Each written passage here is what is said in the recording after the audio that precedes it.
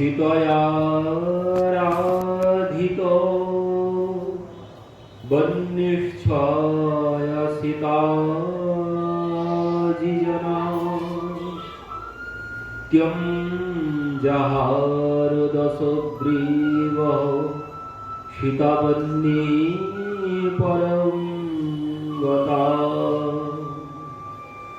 परीक्षा समये वह्नि छायाशीतविवेशसा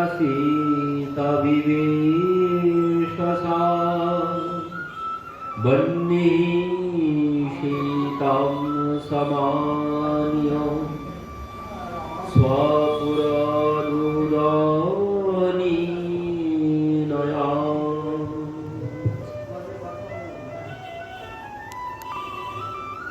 शीतयाराधितो वह्निच्छायासिता अजीवनात् त्यं याहारदशग्रीवः शीतावह्निपुरं गतः।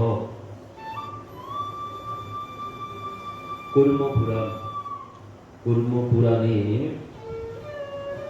বলছে যে সেই রামদাস বিপ্রের কাছে মহাপ্রভু যখন গিয়েছিলেন দক্ষিণ ভারতে, রামদাস বিপ্র মহাপ্রভুকে নিমন্ত্রণ করেছিলেন। তো রামদাস বিপ্রের গৃহে মহাপ্রভু দুপুরবেলা যখন প্রসাদের সময় হয়েছে, রামদাস বিপ্র কোনো কিছু রন্ধন না করে চুপচাপ বসে আছেন। তো প্রভু বললেন, দুপুর তো হয়ে গেল, তুমি এখনো রন্ধন কেন করছো না? তো রামদাস বিপ্র বলছেন, প্রভু আমি বনে থাকি, রন্ধনের কোনো সামগ্রী নেই, রন্ধনের কোনো কিছু সামগ্রী নেই। লক্ষ্মণ গিয়েছে ভিক্ষায়, লক্ষ্মণ এলে সামগ্রী নিয়ে এলে তারপর আমি রন্ধন করব। মানে তিনি এই রামলীলার মধ্যে সর্বক্ষণ ডুবে থাকেন, রামলীলা স্মরণের মধ্যে সর্বক্ষণ তিনি ডুবে থাকেন। এই জন্যে তিনি মহাপ্রভুকে বলছেন, প্রভু আমি তো বনে থাকি। মানে তিনিও ভাবছেন সে সময়ে যে তিনিও ওই প্রভুর সাথে বনবাসে আছেন, এই জন্য প্রভুকে এই কথা বলেছেন।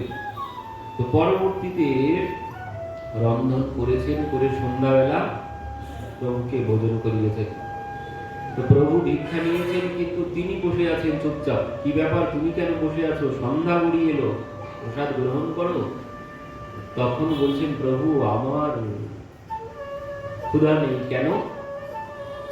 প্রভু আমার এই কষ্টে কোনো ক্ষুধা নেই, কারণ সীতামাকে রাবণ হরণ করেছে, সীতামাকে রাবণ হরণ করেছে, এই জন্য আমার কোনো ক্ষুধা তৃষ্ণা কোনো কিছু নেই, এই দুঃখে। তো প্রভু তাকে বললেন, দেখো তুমি তো পণ্ডিত, কেন বিচার করে দেখো না? তুমি কেন বিচার করো না? তুমি একবার বিচার করে দেখো। কি বলছেন মহাপ্রভু? বলছেন যে দেখো, তুমি যে ভাবছো রাবণ সীতামাকে হরণ করেছে, তুমি তার জন্য কষ্টে আছো, ভোজনও বাদ দিয়েছো, জলগ্রহণ আহার আদি সবকিছু সে বাদ দিয়েছে এই কষ্টে।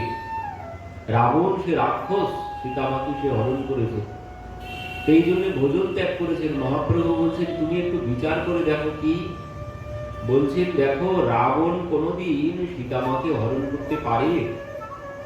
কোনোদিন সম্ভব নয় সীতামাকে হরণ করা রাবণের পক্ষে। কেন?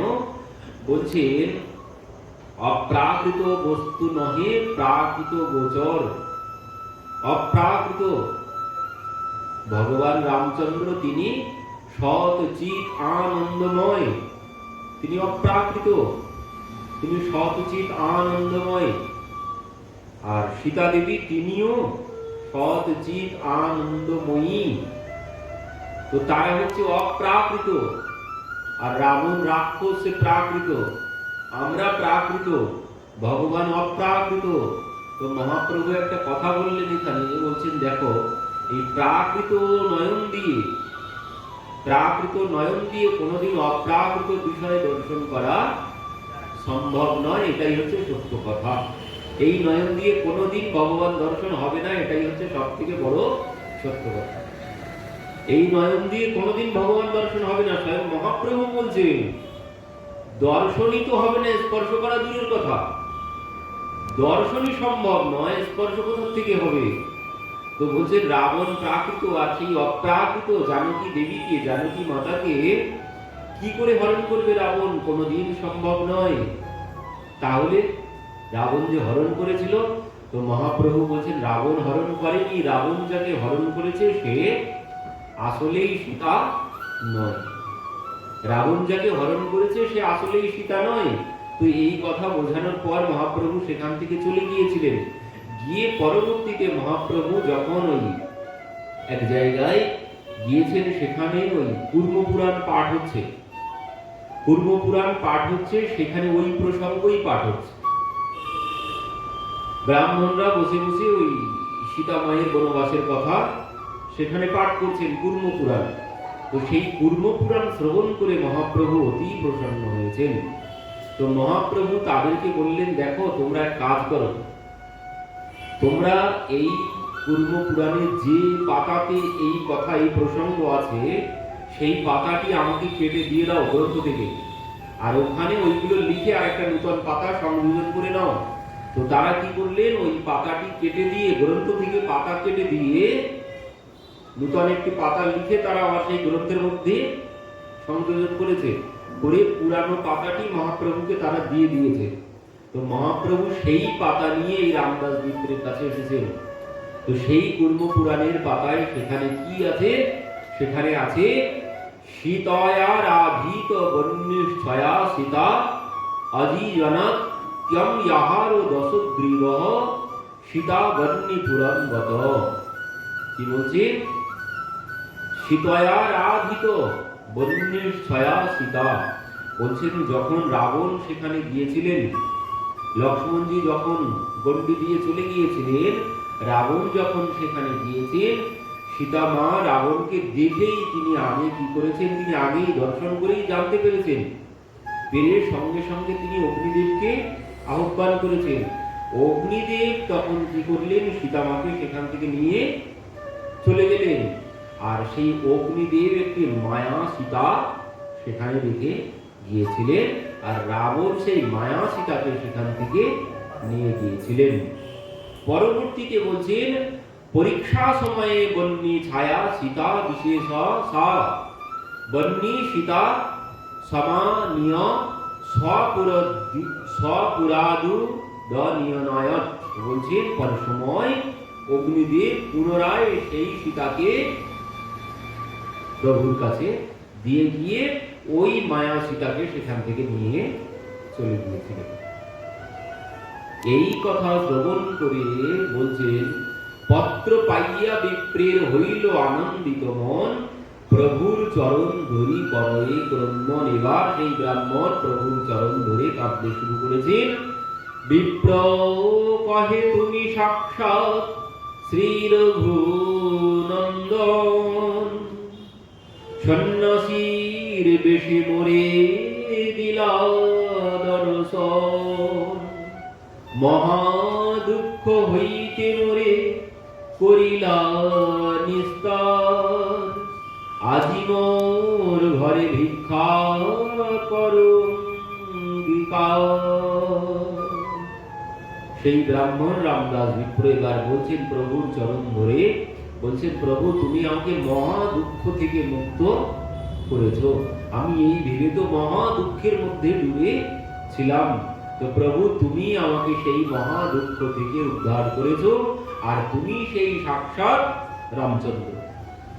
প্রভু তুমি সেই সাক্ষাৎ রামচন্দ্র, সন্ন্যাসীর বেশে মোরে দিলা দর্শন। সন্ন্যাসীর বেশে তুমি এসে আমাকে দর্শন দান করলে।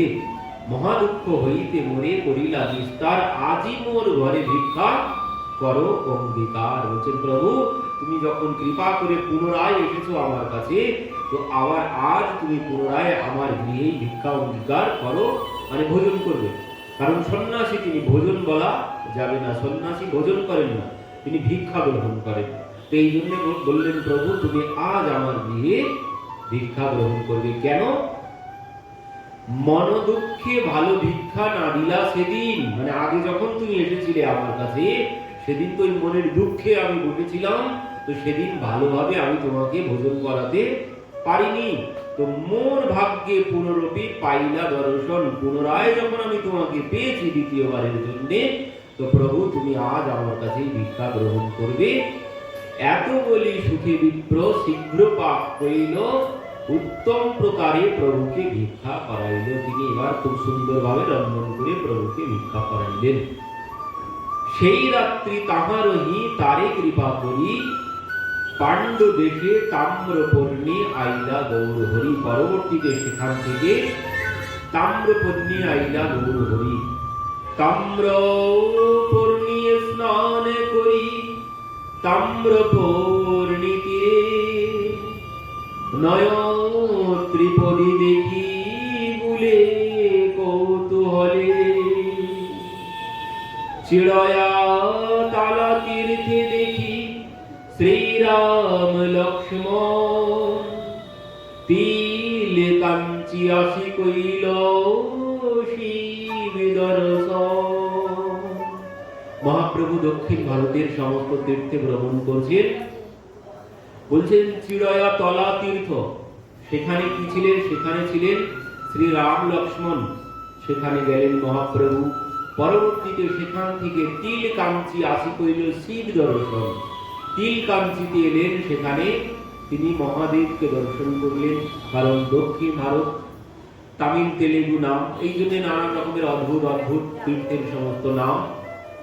সেখান থেকে গজেন্দ্র মক্ষণ তীর্থে দেখি বিষ্ণু মূর্তি, পানাগড়ি তীর্থে আসি দেখি সীতাপতি।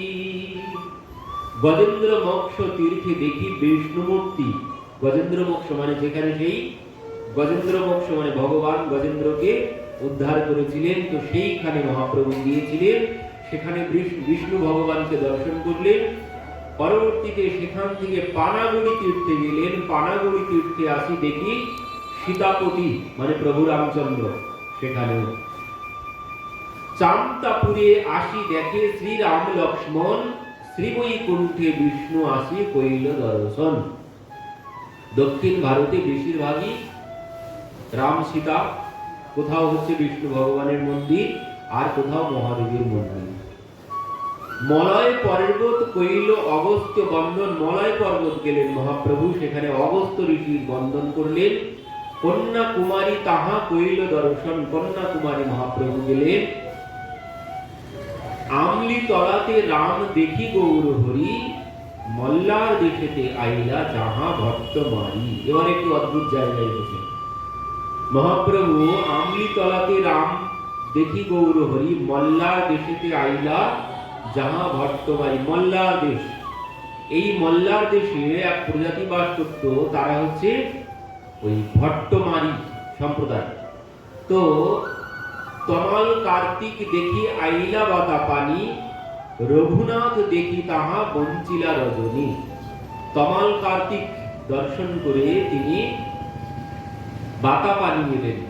রঘুনাথ দেখি তাহা বঞ্চিলা রজনী মানে রাত্রিতে সেখানে বাস করলেন।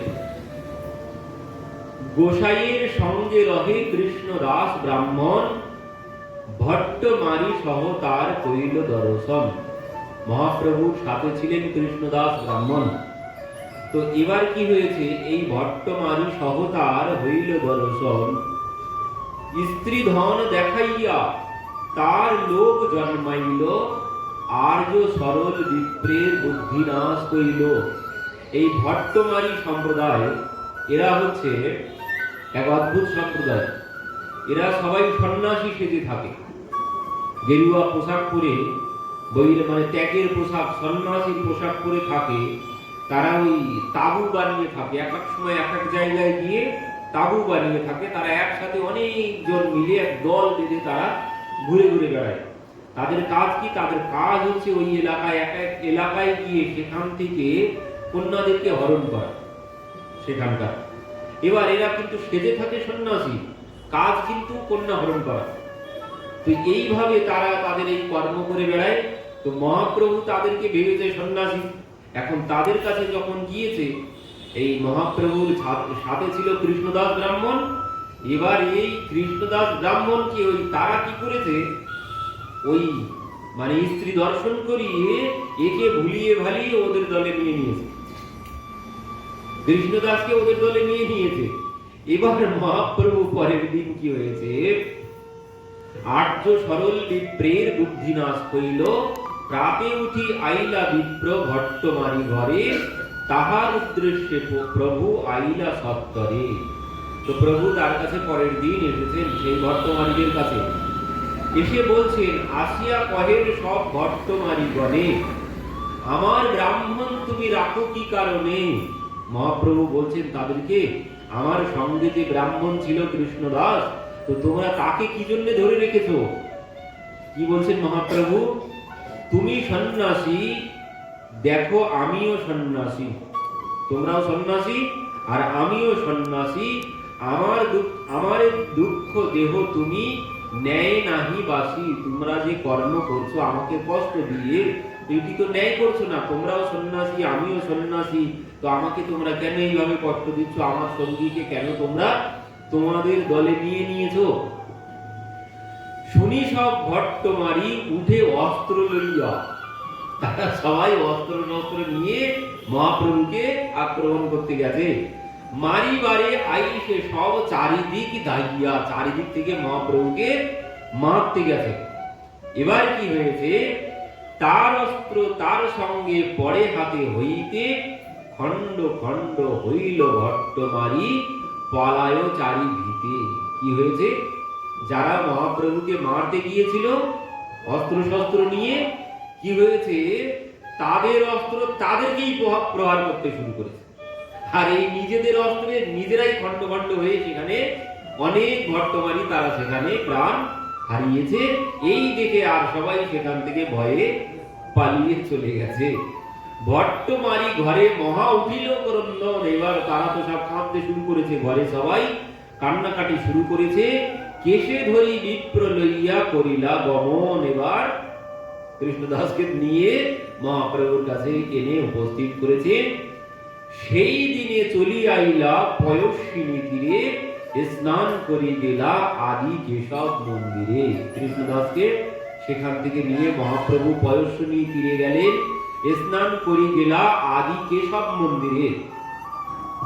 কেশব দেখিয়া প্রেমে আবিষ্ট হইলা, নতি স্তুতি নৃত্য গীত বহুত করিলা।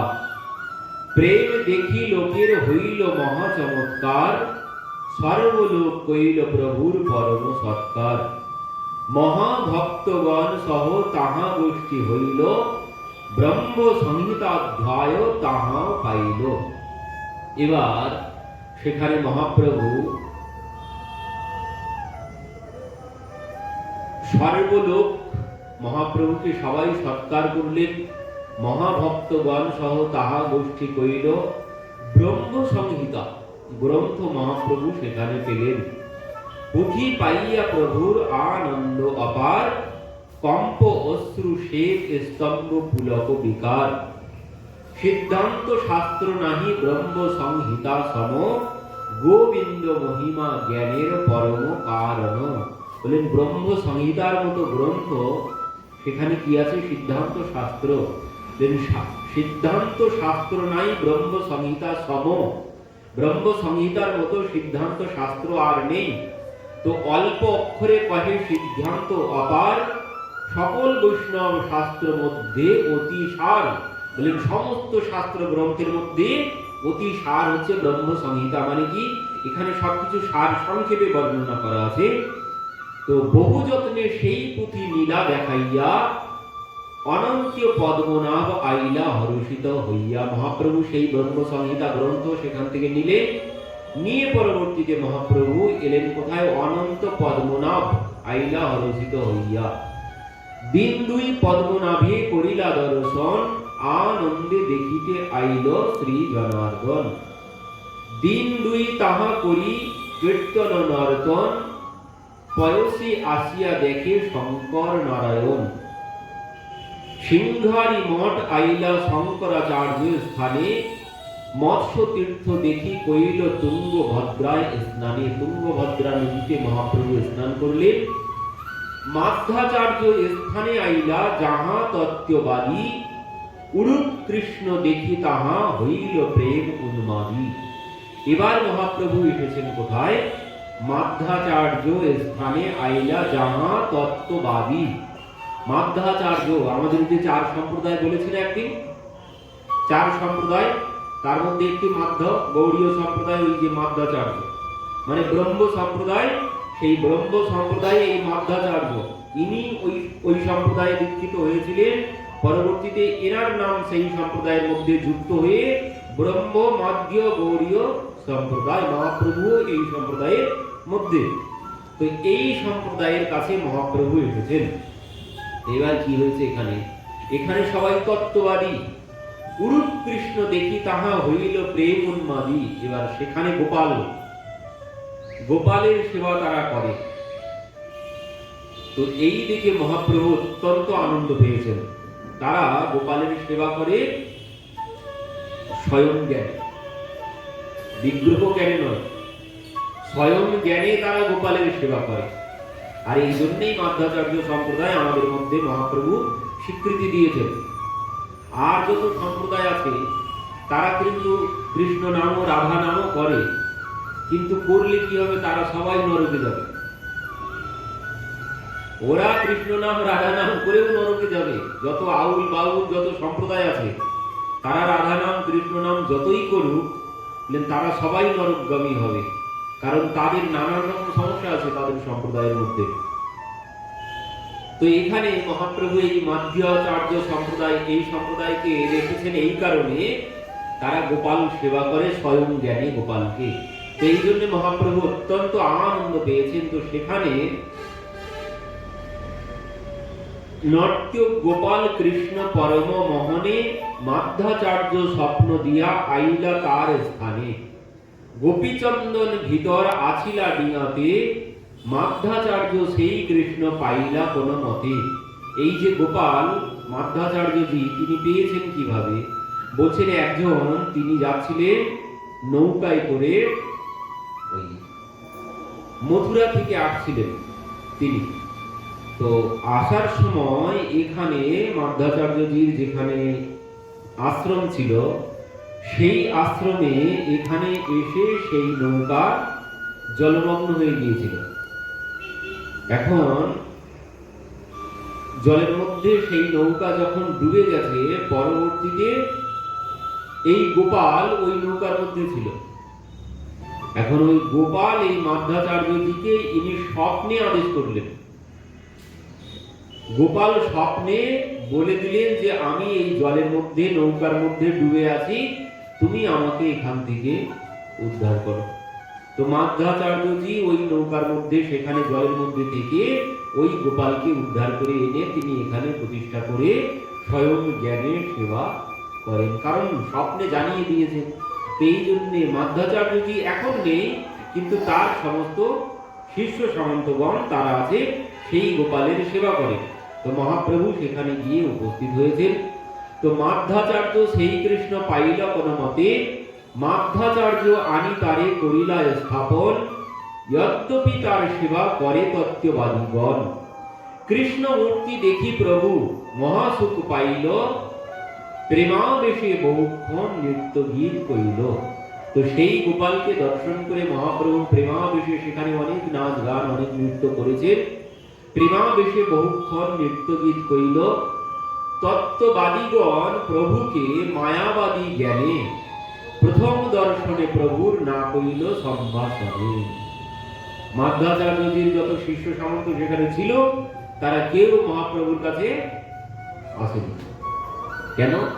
কারণ তারা এই সন্ন্যাসী ভালোবাসে। ভালোবাসা কি? সন্ন্যাসী দর্শন করলে তারা স্নান করে। সন্ন্যাসী দর্শন করলে তারা সব বস্ত্রে স্নান করে ফেলে, ওই বস্ত্র সঙ্গে সঙ্গে ধুয়ে ফেলে যদি তারা সন্ন্যাসী দর্শন করে। কারণ তারা ওই যে শঙ্করাচার্য যে মায়াবাদের প্রচার করেছে, সার্বভৌম ভট্টাচার্য মহাপ্রভু যেখানে গিয়েছিলেন, প্রথমে সার্বভৌম ভট্টাচার্যের কাছে সার্বভৌম ভট্টাচার্য সন্ন্যাসী বিশ্বাস করতেন না, সার্বভৌম ভট্টাচার্য বিশ্বাস করতেন না, পরবর্তীতে বিশ্বাস করেছেন। তো এনারা ওই সব মায়াবাদী মানে ওই শঙ্করাচার্যের মতের লোকজন ছিলেন। তো এই জন্যে তারা জানেন ওই যে আরো একজন ছিলেন প্রকাশানন্দ সরস্বতী পদ, মহাপ্রভুকে তিনি মানতেন না। মহাপ্রভু যখন গিয়েছেন কাশীধামে, তিনি মনে মনে ভাবছিলেন যে একদিন আসুক চৈতন্য, আমার কাছে আসুক, দেখি শ্রী চৈতন্য সে কেমন সন্ন্যাসী আমি দেখব। তো মহাপ্রভু যখন তার কাছে গিয়েছেন, সে নিজেই বলছেন, তুমি তো সন্ন্যাসী, এমন পাগলের মতো ধেই ধেই করে নাচো কেন কৃষ্ণ কৃষ্ণ বলে? সন্ন্যাসীর ধর্ম বেদান্ত শ্রবণ, তুমি তা না করে এই নাম করো আর ধেই ধেই করে নাচো, এ তো কোনো সন্ন্যাসীর ধর্ম নয়। কারণ এইসব প্রচার করেছে ওই শঙ্করাচার্য, মায়াবাদ এখানে। তো এই বাদ বোঝাও খুব কঠিন ব্যাপার। তো এই মায়াবাদ, এই শঙ্করাচার্যের যত অনুগামী ছিল, তারা জানেন এই সন্ন্যাসীরা সব উল্টোপাল্টা বলে। এই জন্যে তারা এই সমস্ত কান্নাকাটি পছন্দ করে না। এই যে প্রেমে অশ্রু ঝরে, সার্বভৌম ভট্টাচার্য তিনিও মহাপ্রভুকে বলছেন, প্রকাশানন্দ সরস্বতী পাদও বলছেন, তুমি কেন কাঁদো এইভাবে কৃষ্ণ কৃষ্ণ বলে? এ তো কোনো ভক্তের লক্ষণ নয়, সন্ন্যাসীর লক্ষণ নয়। সন্ন্যাসী বেদান্ত শ্রবণ করবে, তো তুমি এমন করো কেন? তো এরা এসব পছন্দ করেন না। তো এই জন্যে এনারা জানেন, তো এই জন্যে সন্ন্যাসীকে তারা পছন্দ করেন না। সন্ন্যাসীর যে রীতিনীতির কথা বলে গেছেন, এই জন্যে এরা সমস্ত কিছু জেনে এই সন্ন্যাসীকে তারা বড় অপবিত্র মানে। সন্ন্যাসী দর্শন করলে তারা আগে গিয়ে স্নান করে। এই জন্য মহাপ্রভু যখন এই আশ্রমে এসেছেন, মহাপ্রভুকে দর্শন করে কেউ মহাপ্রভুর কাছে যাননি, কেউ মহাপ্রভুর কাছে যাননি। পরবর্তীতে কি হলো, যখন ওই প্রেমাবেশ মানে ভক্তির লক্ষণ যখন দর্শন করলেন, প্রেমাবেশে মহাপ্রভুর নয়ন থেকে অশ্রু বইছে, তখন তারা বুঝতে পারলেন যিনি ভক্ত। তো তখনই তারা মহাপ্রভুর কাছে এসেছেন। ইনি যেমন তেমন সন্ন্যাসী, ওই মায়াবাদী সন্ন্যাসী নন। এই জেনে মহাপ্রভুর লক্ষণ দেখে তারা পরবর্তীতে মহাপ্রভুর কাছে এসেছেন। তো কি বলছেন, পাছে প্রেমাবেশ দেখি হইল চমৎকার, বৈষ্ণব জ্ঞানেতে বহু করিলা সৎকার। এবার বৈষ্ণব জ্ঞানে বহু সৎকার করেছেন প্রভুর, কিন্তু সন্ন্যাসী দেখে সন্ন্যাসীর কাছে আসেননি। তা সবার অন্তরে গর্ব জানি গৌরচন্দ্র, তা সভা সহিতে গোষ্ঠী করিল আরম্ভ। মহাপ্রভু বুঝতে পারলেন যে এদের মধ্যে একটি অহংকার আছে। তো এই জন্য তাদের মধ্যে মহাপ্রভু কথাবার্তা বলতে শুরু করলেন তাদের সাথে, তাদের ওই অহংকার দূর করার জন্য। তত্ত্ববাদী আচার্য শাস্ত্রে পরম প্রবীণ, তারই প্রশ্ন কইল প্রভু হইয়া যেন দিন। তো মাধ্যাচার্যের যত শিষ্য সামন্ত ছিল, তার মধ্যে যিনি সব থেকে প্রবীণ, যিনি শাস্ত্রজ্ঞ, তো তার কাছে মহাপ্রভু প্রশ্ন করেছেন একদম দিনহীন হয়ে, যেন তিনি কোনো কিছু জানেন না। তো এইভাবে মহাপ্রভু তার কাছে প্রশ্ন করেছেন। কি প্রশ্ন? সাধ্য সাধন আমি না জানি ভালো মতে, সাধ্য সাধন শ্রেষ্ঠ জানাও আমাকে।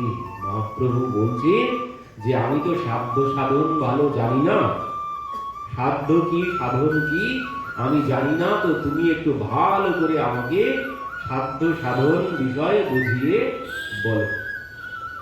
এই প্রশ্ন যখন করেছেন, আচার্য কহে বর্ণাশ্রম ধর্ম কৃষ্ণ সমর্পণ, এই হয় কৃষ্ণ ভক্তের শ্রেষ্ঠ সাধন।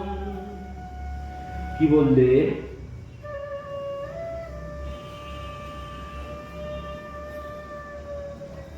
আচার্য কহে বর্ণাশ্রম ধর্ম কৃষ্ণে সমর্পণ।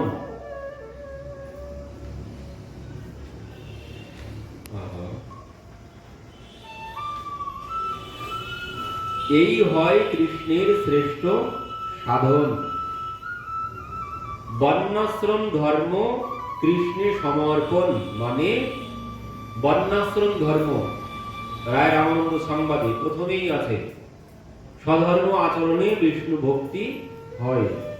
ওই যে বর্ণাশ্রম ধর্ম, সেটি এখানে বলছেন আচার্য কহে বর্ণাশ্রম ধর্ম কৃষ্ণে সমর্পণ, মানে ওই স্বধর্ম আচরণে বিষ্ণু ভক্তি হয়। তো বললেন ওই বর্ণাশ্রম ধর্ম কৃষ্ণে সমর্পণ করতে হবে, এই হয় কৃষ্ণ ভক্তির শ্রেষ্ঠ সাধন। মানে প্রথম কথা বলেছিলেন, প্রথম ধাপ মহাপ্রভু সেখানে কি বলেছিলেন, ইহ বাহ্য আগে কহ। আর এ তো বাইরের কথা, এই সম্পূর্ণ বাইরের কথা। এই যে বর্ণাশ্রম ধর্ম বা স্বধর্ম আচরণে বিষ্ণু ভক্তি হয়, এই সম্পূর্ণ বাইরের কথা। বলেন আগে বলো, এ দিয়ে কোনো কিছু হবে না। কিন্তু এনারা এইটুকুই ধরে বসে আছেন, ওই প্রথমটাই ধরে বসে আছেন। ইনি বলছেন যে বর্ণাশ্রম ধর্ম কৃষ্ণের সমর্পণ, এই হয় কৃষ্ণ ভক্তির শ্রেষ্ঠ সাধন। একজন ভক্তের সব থেকে শ্রেষ্ঠ সাধন ওদের কাছে এটাই। তো এবার বলছেন পঞ্চবিধ মুক্তি পাইয়া বৈকুণ্ঠে গমন, সাধ্য শ্রেষ্ঠ হয় এই শাস্ত্রে নিরূপণ। আরো বলছেন কি, পঞ্চবিধ মুক্তি পাইয়া বৈকুণ্ঠে গমন, সাধ্য শ্রেষ্ঠ হয় এই শাস্ত্র নিরূপণ। এই হচ্ছে সর্বশ্রেষ্ঠ সাধ্য। কি? প্রথম হচ্ছে কর্ম, বর্ণাশ্রম ধর্ম, মানে যেটি বর্ণাশ্রম ধর্ম মানে এক এক বর্ণের এক এক ধর্ম আছে। তো এই হচ্ছে এটি কি, এটি ধর্ম। তো সেটি কৃষ্ণে সমর্পণ করতে হবে। আর পরবর্তী ধাপে কি বললেন, পঞ্চমুক্তি, পাঁচ প্রকারের যে মুক্তি, শালুক্য, শাস্তি, সামিপ্য, সারূপ্য, একাত্মতা, বলছেন এই পঞ্চমুক্তি পাইয়া বৈকুণ্ঠে গমন, সাধ্য শ্রেষ্ঠ হয় এই শাস্ত্রে নিরূপণ। এই হচ্ছে সর্বশ্রেষ্ঠ সাধ্য বিষয়।